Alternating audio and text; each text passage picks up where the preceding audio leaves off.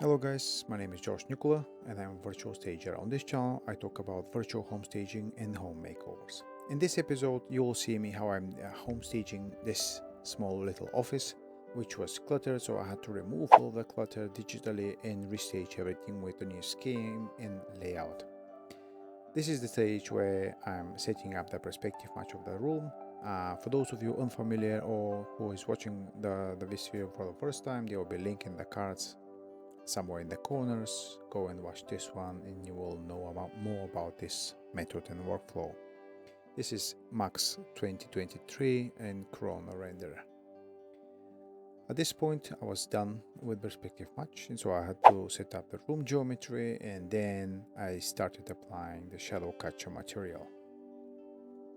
In instances where you're dealing every day with virtual staging and Corona Render, I advise you to create pre-setups of materials so you don't have to create every time everything from scratch.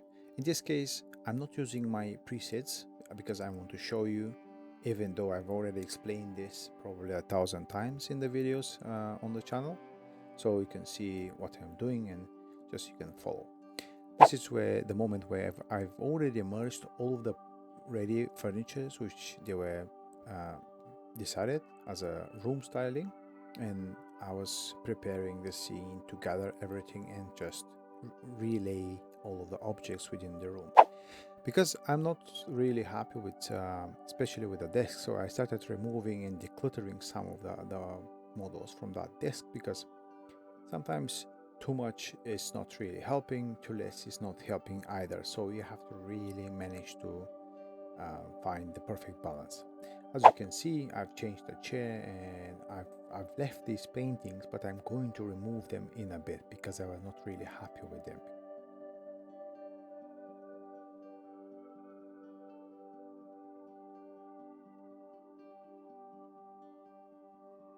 And this is the moment where I brought the new paintings with new frames, and I decided to use these as they had colors.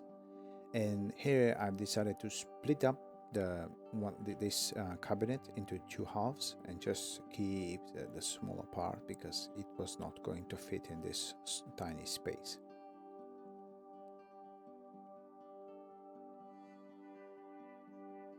After that I decided to strip out some of the decors from the bench, as I'm not really a fan of too much stuff in these small spaces. Less is more, guys.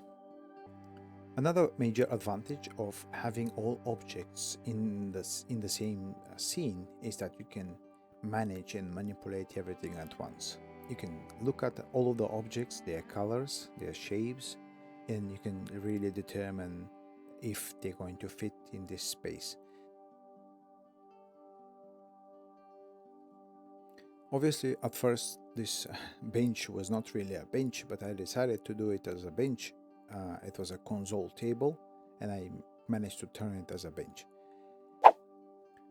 The photo refinement is one of the most important parts of the workflow I've developed. It might be very tedious for those of you who are not really interested in working with these instruments in Photoshop or whatever post application you use, but this is really crucial, as I'm not a fan of recreating materials in when you don't really have to.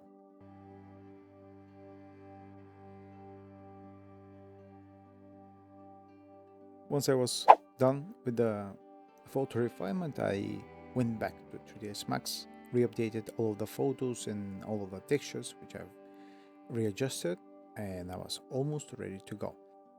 At this point I decided to rebuild this corner because it will affect the light and it will cast additional shadows, which will really give even more benefits to realism to the photo at the end. Often before the final rendering, I love to jiggle some of the objects, move some of the stuff just to make them more rearranged and natural looking, and as if they're part of the image. And this was the final image here, as you can see. Hi folks, George with Virtual Staging here. If you remember, some time ago I made a video on the virtual staging web-based software application where even if you don't have any experience, you can stage an image. Watch the next video to learn how $5 staging works.